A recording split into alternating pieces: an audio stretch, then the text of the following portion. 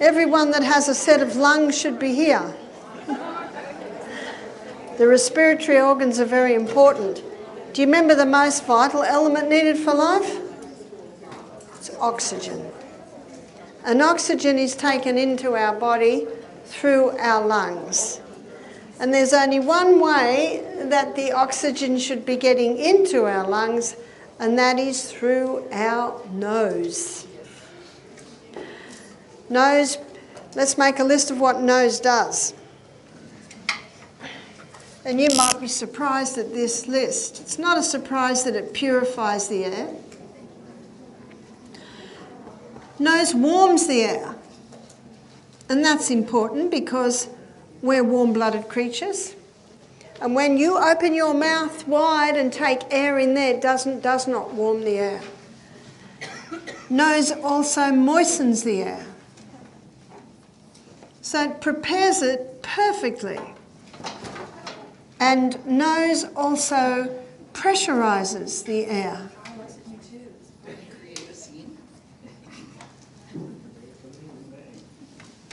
I think that should be a Z. It also balances blood gases.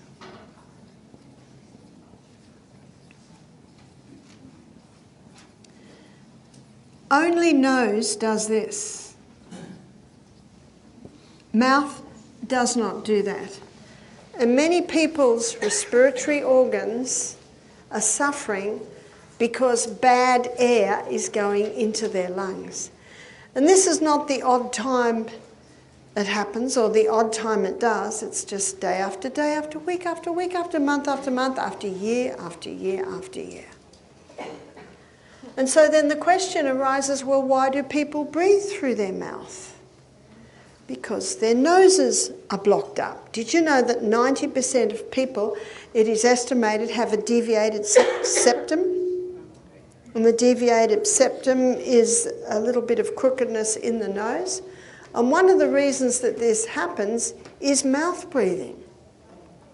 Because when you breathe predominantly through your mouth, the little canals at the back of your nose close up. And if someone wanted to have the back of their nostrils cleared out, can you imagine how painful that operation is? And sometimes if it doesn't work and they go in again to drill out the back, they can drill too much and that person will be left with an empty nose for the rest of their life, which is incredibly painful.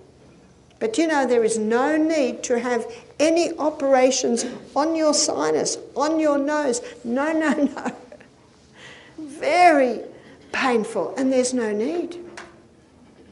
Because believe it or not, one of the easiest ways to clear the nose is to close your mouth and not breathe through your mouth and force your body to breathe through your noses. And then little by little by little, those little canals at the back of your nose, they start to widen. You know the old saying, if you don't use it, you will lose it? It's absolutely so for those little canals at the back of the nose. And when you realise what nose does, you can see it's imperative that we breathe through our noses. And then someone might say, but I'm all blocked up.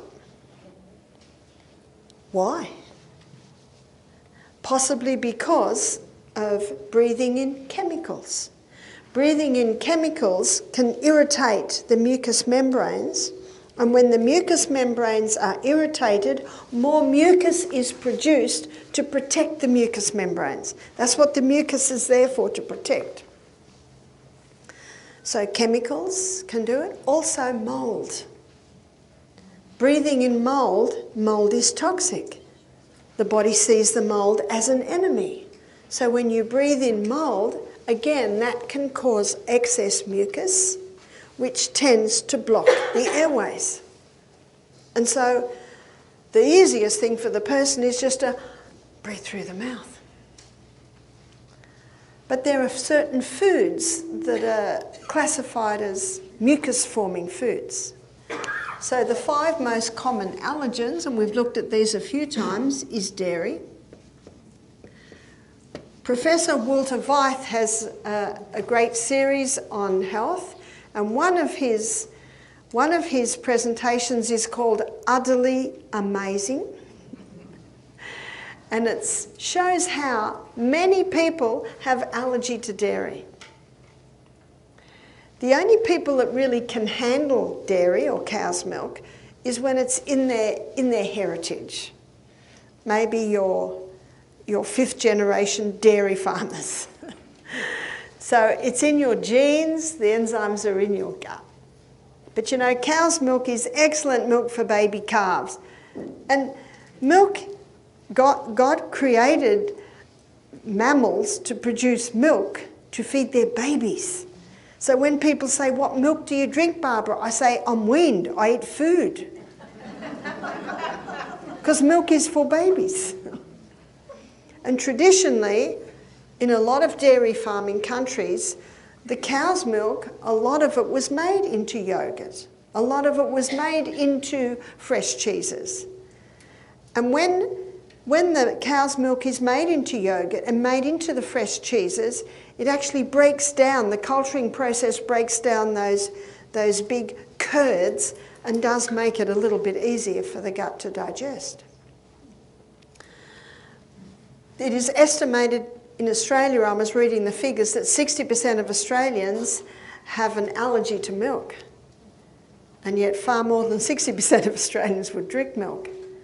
But if the milk was raw from an organic cow, the allergy would be brought down to probably about 30%. If you were to give a newborn calf the cow's milk that's in the supermarket, that calf would die. Because it has no vitamin C in it, the whole structure has been changed. Pasteurisation of milk only was really necessary because of dirty dairies. If the dairy's clean, if the milk, everything around it is clean, there's no need to pasteurise it. But when you bring it to the boil and pasteurise, it changes the milk, it kills the vitamin C in the milk. So dairy is a very mucus-forming food, and also the hybridised wheat. The wheat was hybridised in the 1950s, and the hybridisation of the wheat created a very complex protein structure. And that protein structure is so complex that the body creates antibodies because it's very difficult for the gut to break down this very complicated protein structure. You see, the original wheat, Enkenhorn, it had a very fragile protein structure, very easy to break down. And wheat traditionally was always cultured, always made in the sourdough bread. Let's have a look at the best history book we've got, which is the Bible. And let's have a look at Moses in the desert with millions of people. And every year they commemorated the Passover. The Passover, when the angel passed over the doors of the Israelites, if you know the story. So they commemorate that time.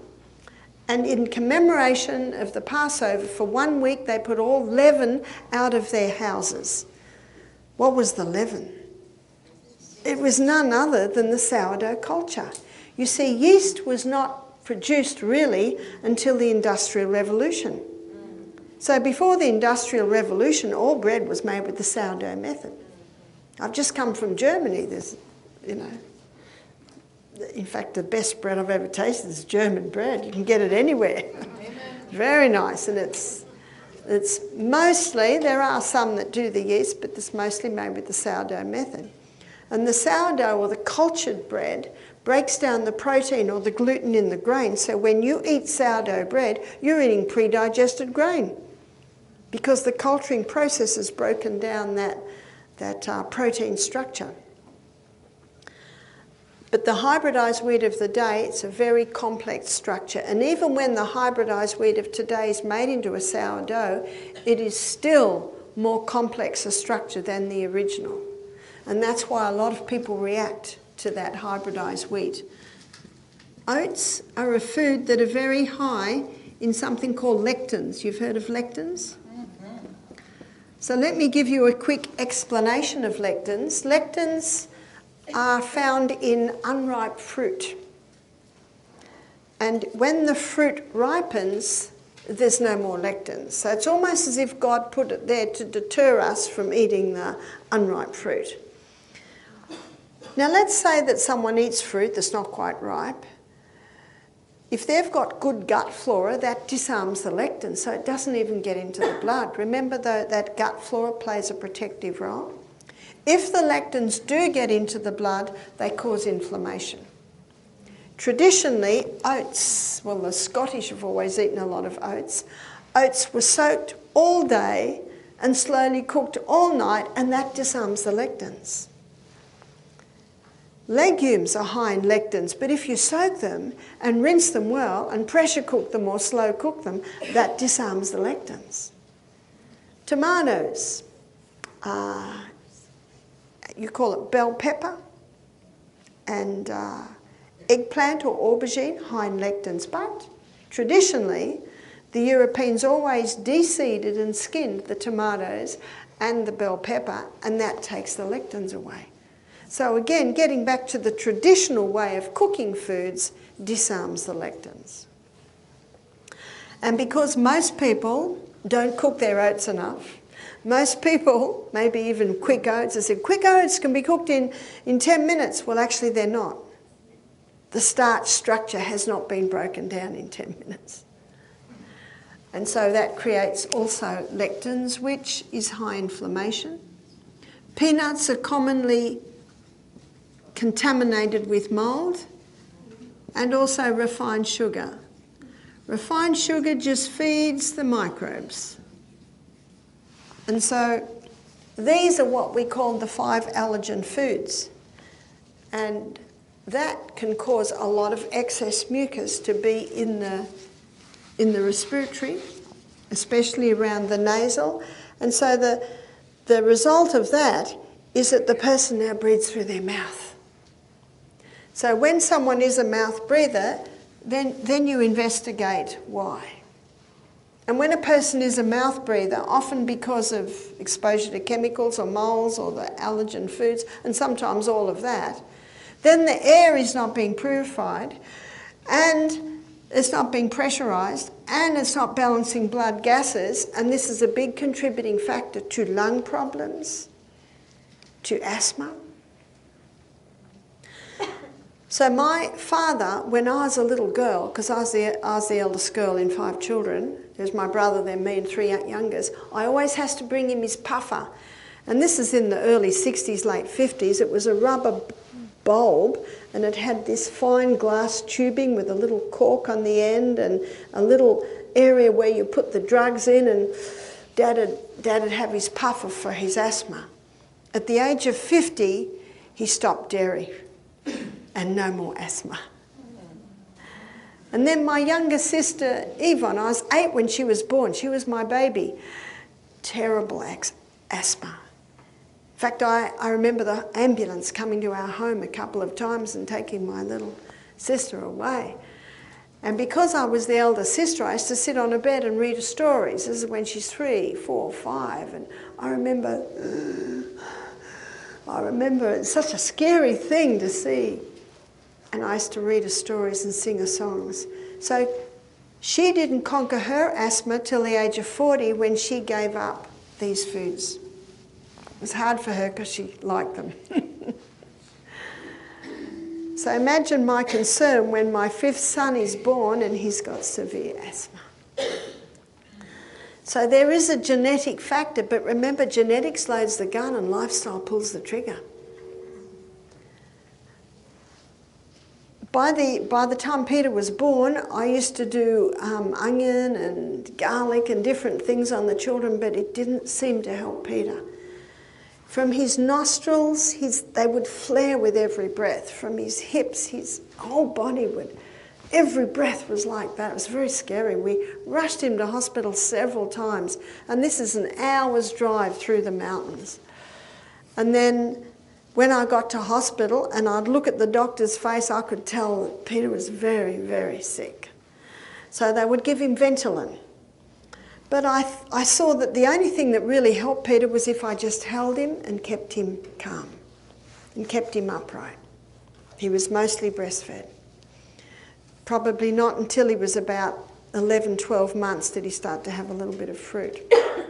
So I used to think, well, we're in a rainforest, he's breastfed, and look at my baby, he's dying. And so I read a newspaper article that said Ventolin reduces lung capacity. The very drug to open the bronchioles, because Ventolin is a bronchodilator that opens the bronchioles to allow more air in. So I thought, I've got to do something. So I went to a naturopath. And the naturopath told me a whole program to give him. What I had to do was I had to totally eliminate these foods. We were having a bit of dairy, we were having a bit of wheat, we were having oats. So I stopped all the mucus-forming foods. But what I noticed with Peter, whenever he'd get a cold, within 24 hours he'd go into severe breathing distress.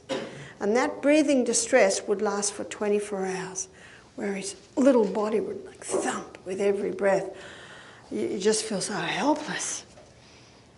And the naturopath said to me to do a few things, to do hot and cold treatments on his chest. We'll be looking at that, I think tomorrow when we look at water treatments, alternating hot and colds on his chest. And I was to give him an enema.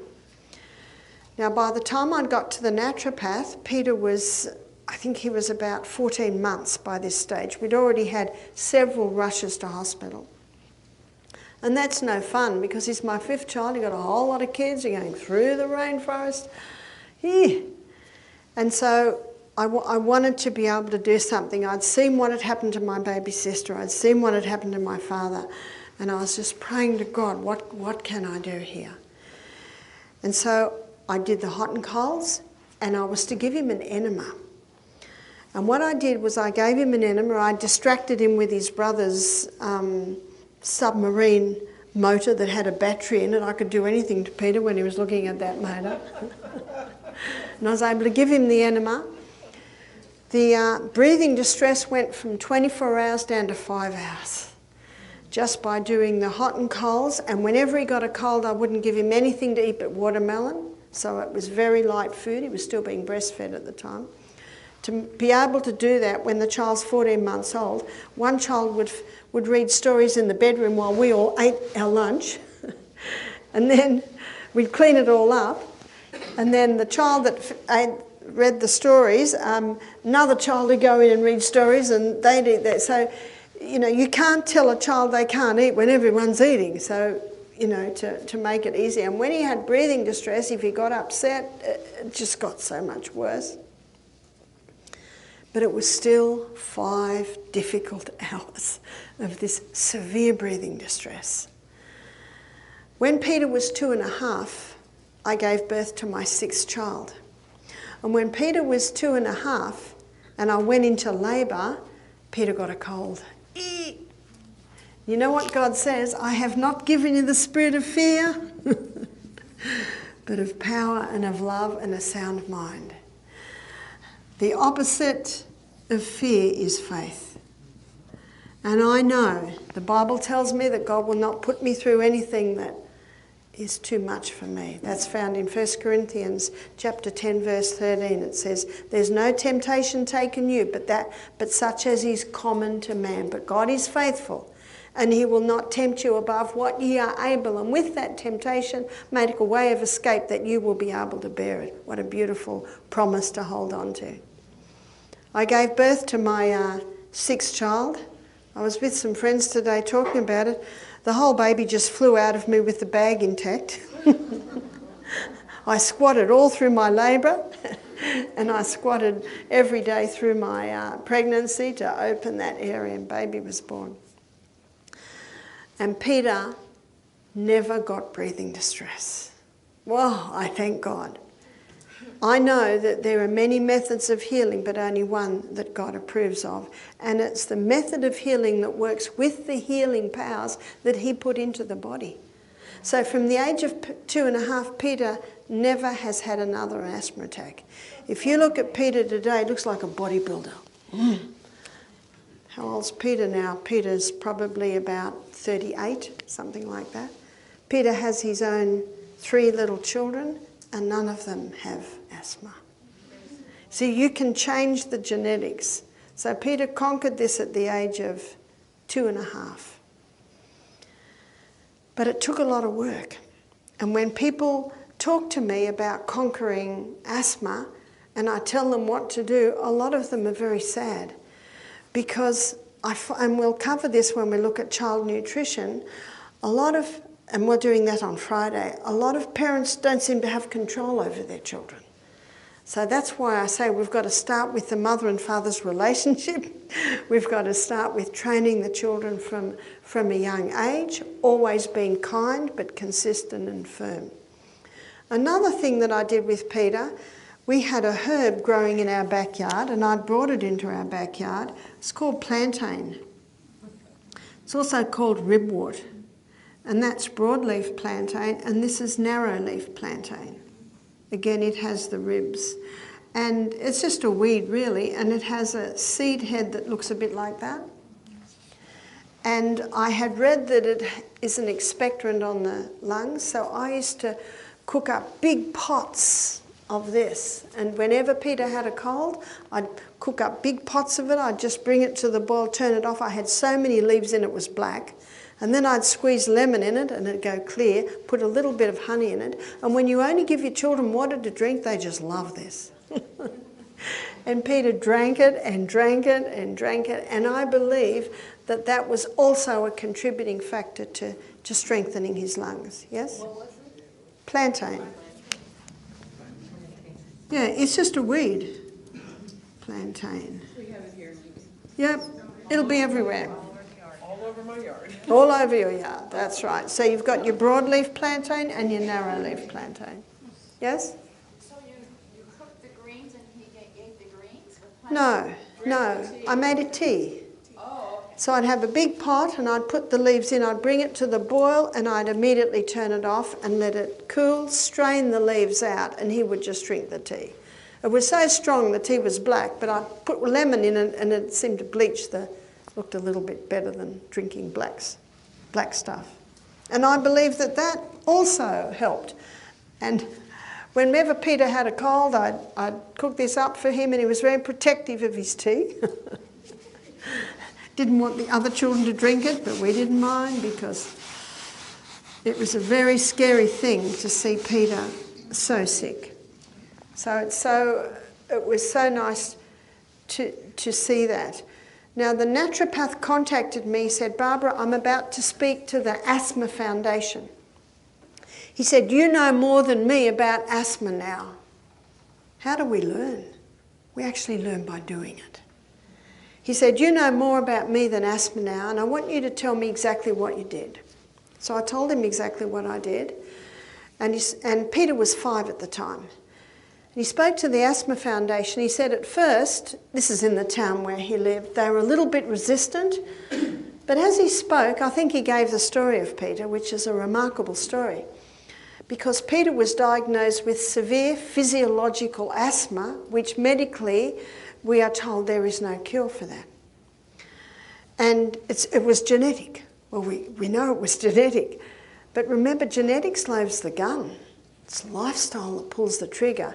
And this is a study called epigenetics, that you can turn the genes on and off by lifestyle. The next day, the naturopath rang me. He said they were very receptive. And he said, after the talk, a lady came up to me and she was describing her son. And he said to me, it's as if she was describing Peter. He said, this little boy was 7. He was on steroid drugs for the asthma. He had severe constipation from the drugs. He was on a glycerin enema every day, and he'd been given 2 weeks to live. And then he said to me, and look at Peter. I got off the phone and had a moment's silence, and I just said, thank you, Father in heaven. But it took work. And in the little book, Ministry of Healing, it's one of my favourite health books, the author says, the use of natural remedies requires an amount of care and effort that many are not prepared to give. But in the end, it will be found that nature, untrammelled, does her work wisely and well. You see, Peter didn't get better straight away. But 24 hours to 5 hours, I was excited, but that 5 hours was still tough. But you know what I found? Every time he got a cold, the breathing distress became less and less. I had to give it a bit of time. I first started doing it when he was 14 months old. And the last asthma attack he had, I think, when he was about 2. And then he never had another asthma attack again. In fact, he's a tiler now and a carpenter, and people ask him where he works out in the what bodybuilding program does he do, because he's like this. In fact, when all the boys visited, because I got 3 boys, they were doing 1,000 push-ups a day, 20 at a time. They kept jumping down on the floor, push-ups, push-ups. So physical strength is very important. The exercise is very important. And I remember the naturopath said to me, everything you're doing to Peter, he will be as strong as an ox. Well, he is. And yet he was born with severe physiological asthma. Asthma is an allergy, and asthma can be conquered. One mother said to me, my little boy, I take him to hospital every week in the winter with asthma. So I began to investigate. I said, where does the little boy sleep? He's on the bottom bunk. I said, where's the bedroom? Oh, it's in the back of the house, not much sunshine there. I said, what's the mattress up the top like? She said, it's not very good. It's actually had mould. So every time the boy in the top bunk moves, what's coming down on that little boy? And there's no sunshine coming into that bedroom, so the air's not very good. I said, do you live out in the country? She said, yes. I said, when you get off the phone, can you get that mattress, take it way out into the paddock and put a match to it? Please. And I said, and the little boy, don't let him sleep in that room anymore. Take him out into one of the sunny rooms. Well, she never took him to hospital again. You see, what it was with that little boy was the mould. And I had another mother tell me that her little baby was getting asthma. Take to the hospital and giving the drug. Well, it's a very scary thing when your child is very sick. And then it was a sunny day, so she decided to take the mattress outside and put it in the sun. And when she lifted it up, it had black mould all underneath it. Maybe some water damage, maybe the baby's bottle spilt there and she didn't realise and it went under. Mould grows where there's moisture, in sitting in a still place. You have to be very careful of that mould. It's toxic. That's why the Bible says if there's mould in a cloth, burn it. If it's mould in the house has to be destroyed. It's toxic stuff. No, I don't think every house with mould in it has to be destroyed, because sometimes all you need to do is to fix the leaking tap. All you need to do is cut a few trees down and get a bit more sun in the house. So it can be remedied, and that's what the Bible says. If there's mould in the house, take the mortar out between the bricks, clean it all up, re-mortar it, shut it up for 2 weeks, and it may be that the mould doesn't grow back. Then you've saved the house. But if it grows back, it has to be destroyed. And that's why in every case of respiratory, the cause must be ascertained. I'm going to introduce you now to LSD. This is God's LSD. Low, slow and deep. That's how we should be breathing. Not the high chest breathe, but the low abdominal breathe. Many people are high chest breathers because the skirt or the pants or the belt is too tight, or their posture is so bad, like this. So how do you get a better posture? Strengthen your abdominal muscles. When you strengthen your abdominal muscles, they're all connected to the spine, and strengthening the abdominal muscles. Have you done your push-ups today? I did 30 this morning. Push-ups every day, well, at least 5 days a week, to strengthen those abdominal muscles. And Pilates type exercises, you can get DVDs on Pilates. It's all about core strengthening. We talked about core strengthening to help the spine. If there's been a slipped disc, if there's been any any injuries in the spine. Take control of your injury and strengthen your core. Strengthen your core muscles, which will help to hold that injuries. I've had some major injuries to my back. I'm not going to bore you with all the details, but I manage it now. I don't have back pain if I give it the right conditions. And one is keeping my core strong. Also, it's keeping well hydrated. Also, it's going to bed earlier. Also, it's thanking God every day for this body that I live in and its inbuilt ability to heal itself. Sunshine every day so that you've got vitamin D, so that your bones get those minerals, so you've got strong bones. Inhale through the nose. A bit of training there. Did you try exercising this morning and only breathe through your nose? Not easy. Some people say, breathe in through your nose, breathe out through your mouth. No, no, no. When you breathe out through your mouth, you lose too much carbon dioxide. Too much carbon dioxide in the blood is not good. That's hypoxia. Not enough carbon dioxide in the blood will prevent your oxygen getting into the cell. So we have 25 trillion red blood cells. We have 270 million hemoglobin on the red blood cell, and every hemoglobin has 4 docking sites for oxygen. And so at the gaseous exchange in the lungs, when the blood comes through with 4 molecules of carbon dioxide, it can pick up 4 molecules of oxygen. But when a person's breathing through their mouth, losing too much carbon dioxide, then only 2 molecules of oxygen come along. So these 4 molecules of oxygen, only 2 can be picked up. So breathing through the nose allows the body to balance the blood gases. What are the blood gases? The blood gases are oxygen. Breathing in and out through the mouth, the person can have too much oxygen in the blood, but it can't get into the cell. And it's in the cell that we need it. Because when your cell has oxygen, it'll give you 18 times more energy compared to a cell with no oxygen. And there are cells not getting enough oxygen because the people are breathing in and out through their mouth. The other blood gas that's essential is carbon dioxide. Carbon dioxide is the gaseous waste from the combustion of oxygen and glucose at the cellular level. Again, you can have too much carbon dioxide and you can have not enough carbon dioxide. There's another blood gas, and that's nitric oxide.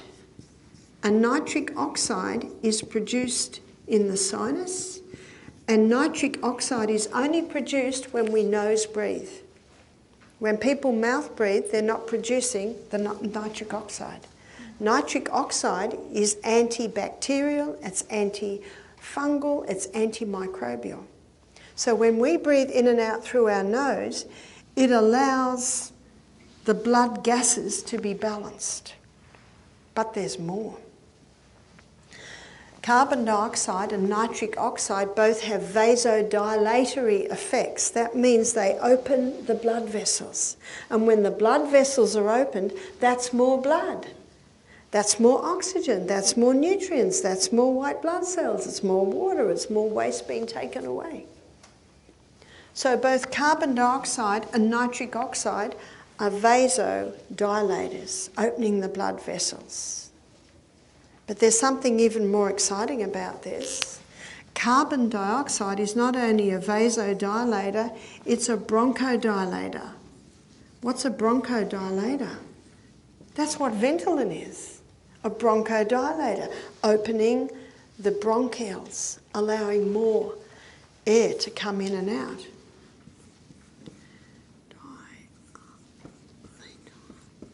Do you remember why I stopped giving Peter Ventolin?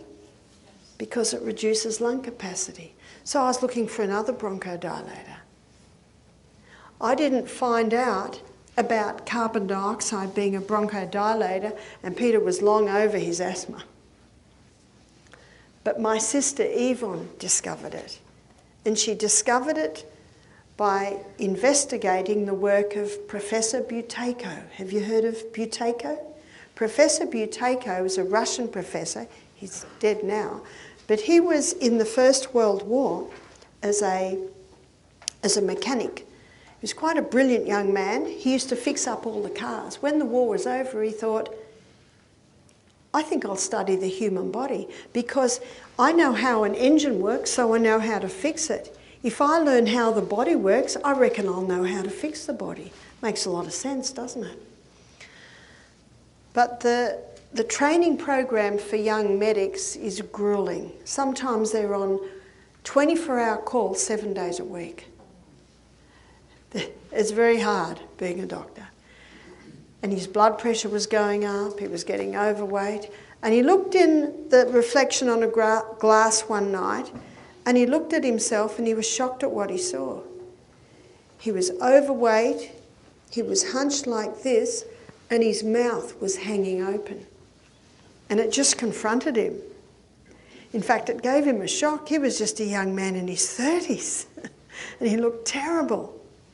And the first thing he did was put his shoulders back and close his mouth. When you mouth breathe, it changes your whole facial structure so that the jaw hangs down. When you nose breathe, it brings everything back into balance. So this vision, and it wasn't just a vision, it was reality what he saw in the glass that night, it actually forced him to start breathing through his nose and start doing God's LSD, low, slow and deep. You see, the abdominal muscles were designed to aid in the breathing process.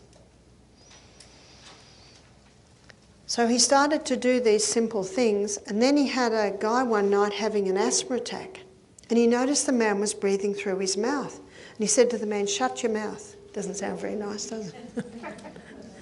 "Please close your lips." And the man looked terrified, because when a person is lacking breath, the reaction is to open the mouth wide to try and get more air, but you actually don't get any more air. You get more air breathing through the nose. And then he told the man to hold his breath.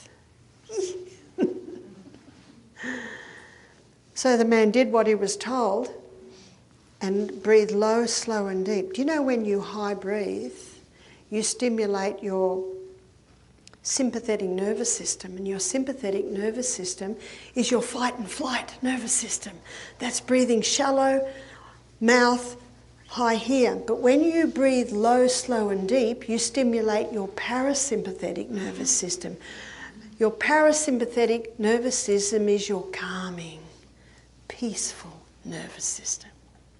And he just saw a total change in this man when he got him to nose breathe, hold his breath, just briefly, and breathe low, slow and deep. Here is the method. 5 seconds in, hold for 3 seconds, 5 seconds out. In fact, if someone's stressed out, just get them to do that 10 times. And it stimulates their parasympathetic nervous system. Remember, what's your parasympathetic nervous system? Peace.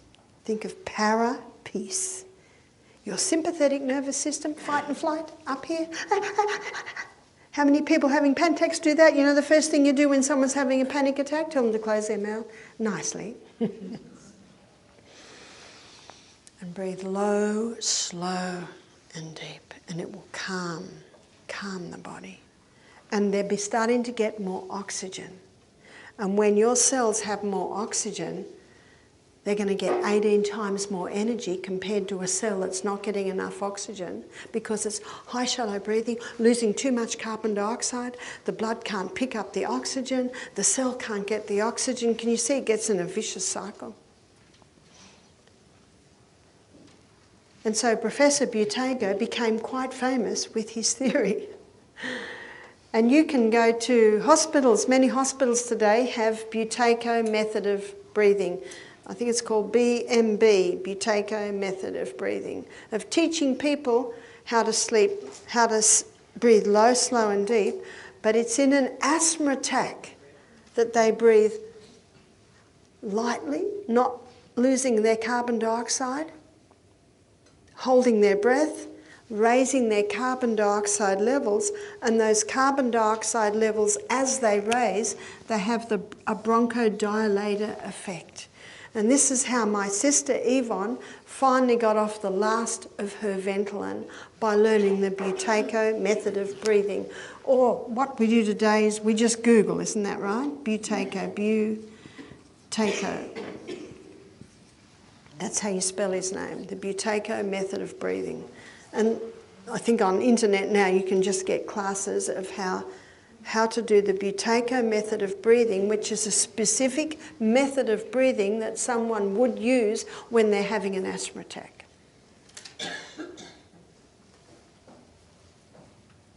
So number one, you turn the tap off with asthma. You stop the allergen foods. Number two, when the person has an asthma attack, then you do the simple natural treatments to get more oxygen in, more carbon dioxide that has that bronchodilator effect, breathing through the nose, more carbon dioxide, more nitric oxide, which dilates the blood vessels,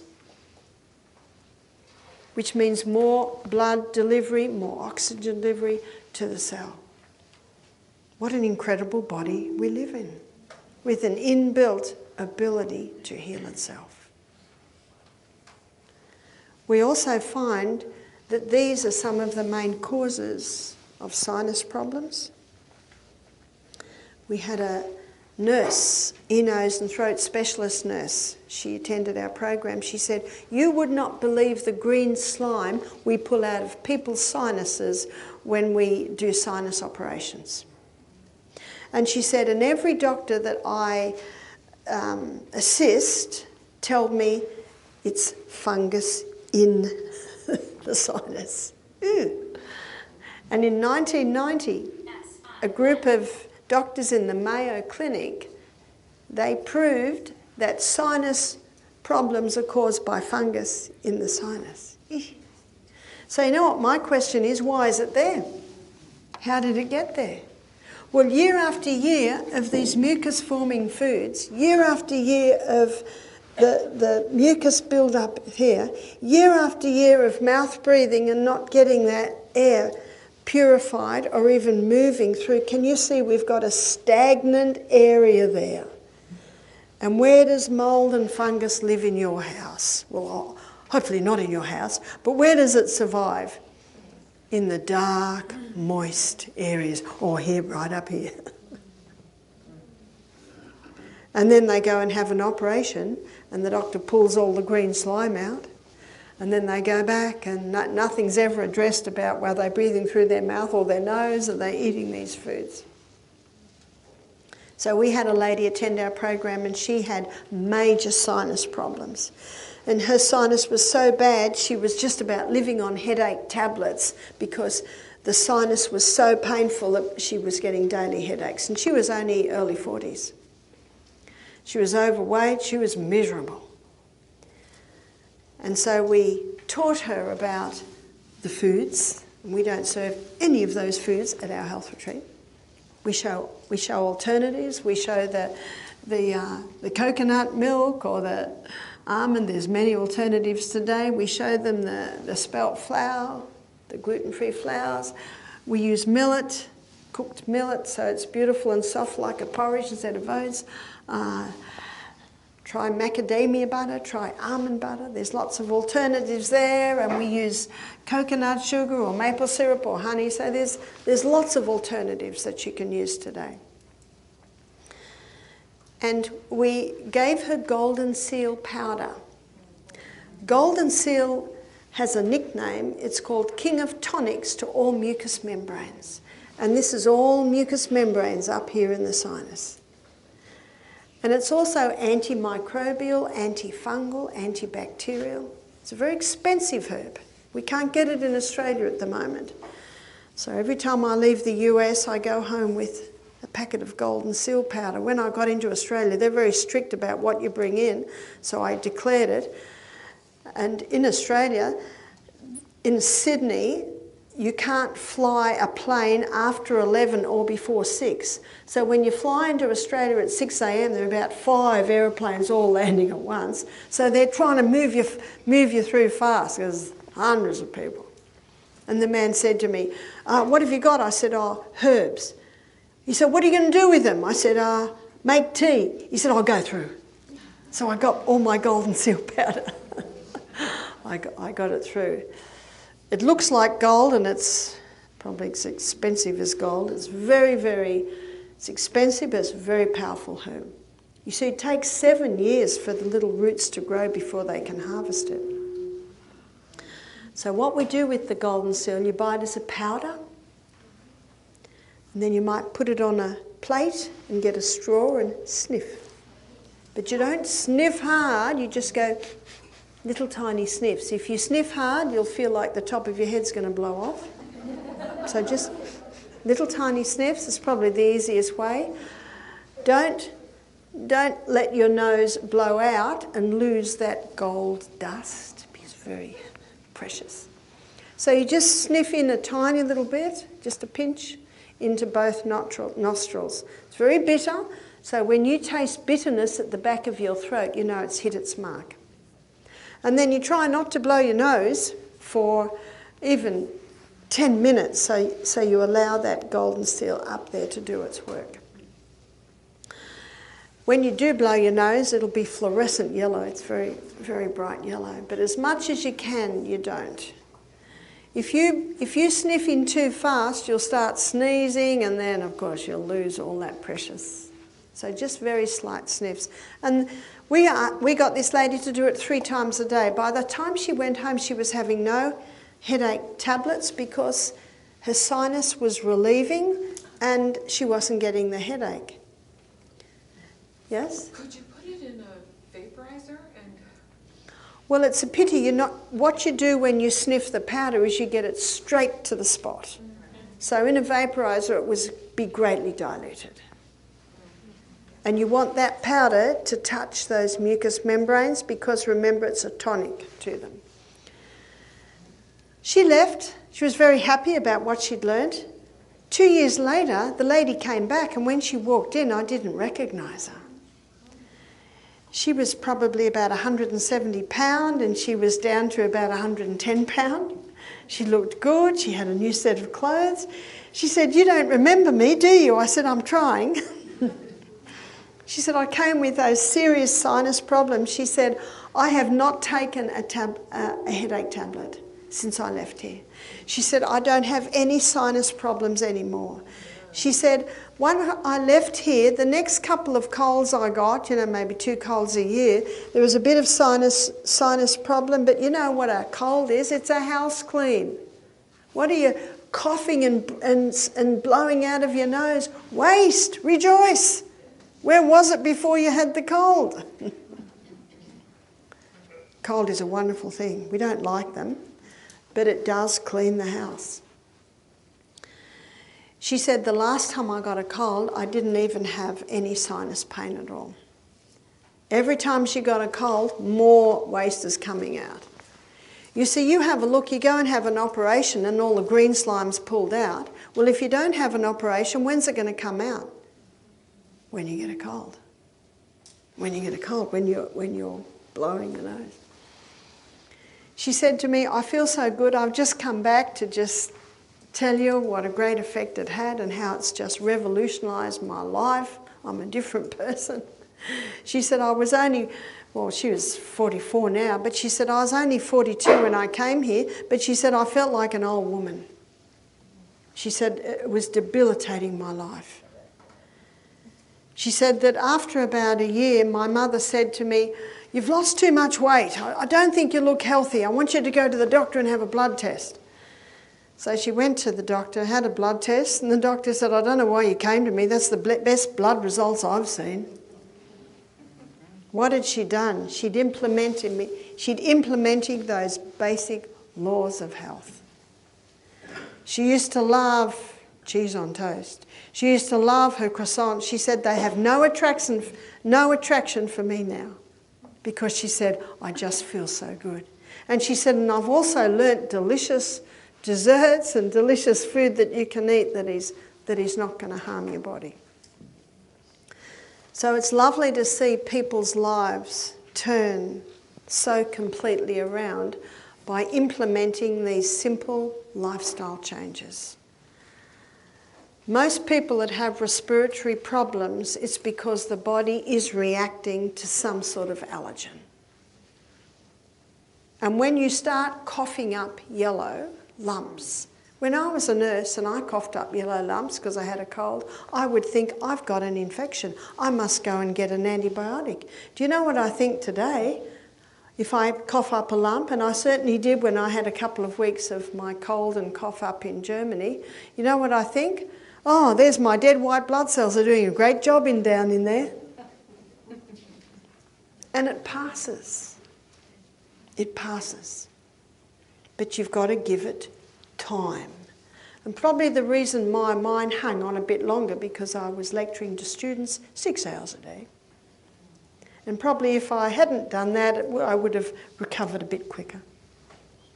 But I've recovered. And if you noticed, you do. And you've got to give it time. Are there any questions before we close? Yes? What about neti pots and stuff to clean out? What about neti pots? Yeah, you can use those. Salt water's quite good. But, and they certainly have an effect. They don't hurt. And now they got this machine called lavage where you suck it in one nose and suck it out the other. Oh yeah, you could try that. Yeah? What is the dry? Pardon?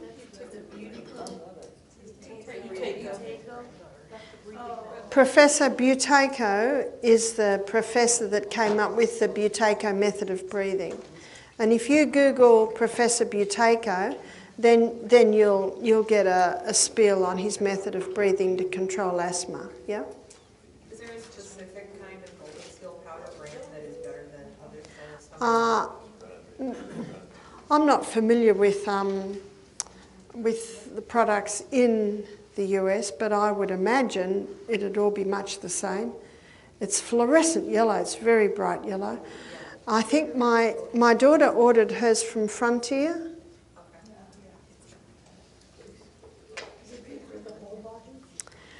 Well, I like to look at what a herb does, and the nickname of Golden Seal is King of Tonics to all mucous membranes.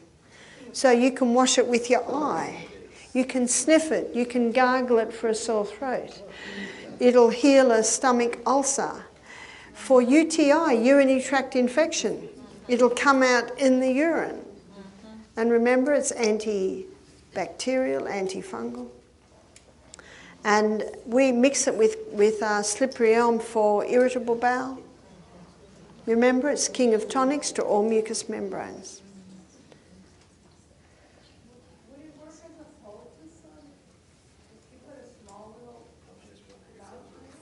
Could it work as a poultice? I think it's a waste to do as a poultice because you want to get it up and in there. Yes? Golden seal root, 120 capsules for $16. Is a capsule effective? Well, with a capsule you would open it and there you've got the powder there. But you would take a capsule if you had a urinary tract infection and it would come out that way. I have a question. Earlier you were talking about digestion and you were talking about a book called Observations on Something by Dr. William Beaumont. Yeah, now that's out of print, but you could try and get it. Dr. William Beaumont. What's the name of the book? Oh, well, it's a long name. I think it's Observations on the Physiology of Digestion, I think. Yes? What about deviated septum? Deviated septum. The best way to heal a deviated septum is to breathe through the nose. Because what nose breathing does is it opens the channels at the back. And as you can imagine, probably what the doctor will suggest is that you have it drilled out. But can you imagine how painful and not always successful that is? And yet just breathing through your nose will naturally open it. Why do people yawn? Usually because they're lacking oxygen. Lack of oxygen. Is the Wim Hof breathing method something that you're promote? Wim Hof's great. And my son Peter loves Wim Hof. And I don't know if anyone here is familiar with Wim Hof. Wim Hof, through a certain way of breathing, he controls his body temperature and walks through the Himalayan mountains in shorts and t-shirts. But you could Google Wim Hof and have a look at what he does. But he also, it's the method of breathing. There's a book called Breath by James Nestor. And what I love about this book is it looks at Wim Hof and it looks at Professor Buteyko and it looks at quite a few others. And there's another one, it looks at Catlin George. Catlin George lived amongst the Red Indians in about, I think, the 1830s.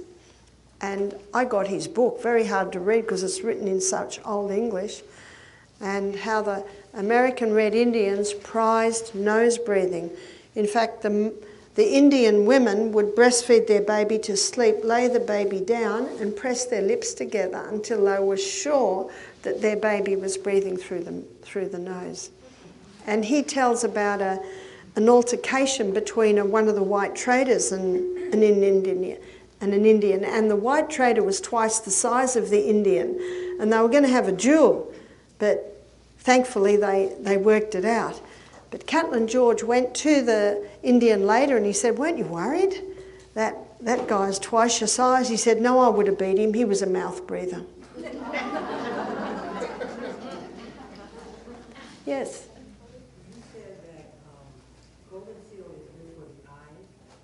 So what type of, how did you... So my illustration for golden seal in the eyes is golden seal is king of tonics to all mucous membranes. So wherever you've got mucus, you can use it. So you can wash the eye with it. What we do is we use a combination of eye bright, which is a dried leaf, which is a specific for all eye problems, and golden seal. So the rule of thumb when you're making a tea is a teaspoon of the tea leaf to a cup of boiling water. So you'd pour a cup of boiling water on the eye bright, and then you would just put maybe a pinch of the golden seal in, and then let that cool, and then strain it. And we found it very good for dry eyes. We found it very good for any sort of eye problem. And you can buy little eye baths, so you pour the tea into the eye bath and then bathe your eye and blink your eyes. So you could use that for glaucomas, for cataracts, for weepy eyes, dry eyes, sore eyes, red eyes, anything like that. Yeah? Anything for floaters? For floaters, you can try castor oil, and you can try that eye wash too, but you could also try castor oil. And with castor oil, you can either put castor oil in your eye, or you can put a drop of castor oil on your finger and just wipe it across your eyelid. It'll penetrate quite deep. So that's for floaters. Yes? I was wondering about a CPAP machine. Well, in his book, and James Nestor's book, Breath, is a fascinating book. I found the first chapter a bit tough, where he talks about how our lungs developed over 60 million years and our noses developed over 100 million years. It's a bit difficult to get through that. But once you get through that, it's quite a fascinating book. And he and a friend of his went through an experiment of 10 days of having their noses plugged up. And when they had their noses plugged up, forcing them to mouth breathe, their sleep apnea went through the roof. They needed CPAP machines. Their blood pressure went up. In fact, it was quite incredible. And then they unplugged their noses and taped their mouths up and forced their body to breathe through the nose. And they were being monitored every day, these two guys, for this experiment. Blood pressure came down, sleep apnea basically wiped out, no need for CPAP machine anymore. It was quite incredible. We have found when people stop these allergens, which greatly reduces the mucus in the eustachian tubes, and they can breathe easier at night. And also when people are carrying a lot of excess weight and they lie down, that can also put pressure on the breathing tubes. Yes? So the mouthpieces that people can use instead of a CPAP would be equally as bad, correct? Because it's holding your mouth open. That's true, yeah. What was that? So when a person's using the sleep apnea machine, it sort of, it's very hard to breathe through your nose. And you can, of course, encourage nose breathing by going to sleep with a little bit of tape. You don't have to tape your whole mouth up, just a little tape under the nose to the chin. And so you don't wake up in terror in the middle of the night thinking someone's killing you because you can't breathe.